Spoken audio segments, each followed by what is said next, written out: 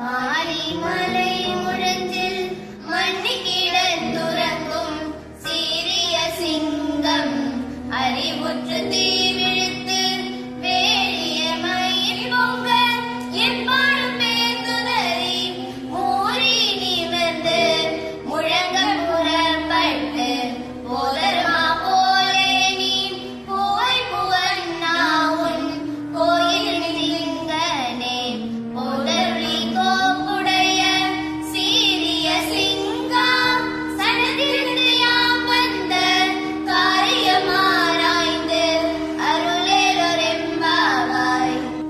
மார்கழியின் 23ஆம் நாள் திருப்பாவையின் பொருள். மழை காலத்தில் மலையிலுள்ள குகையில் உறங்கும் பெருமை மிக்க சிங்கம் விழித்திருக்கிறது. அதன் கண்களில் நெருப்பு பொறி பறக்கிறது.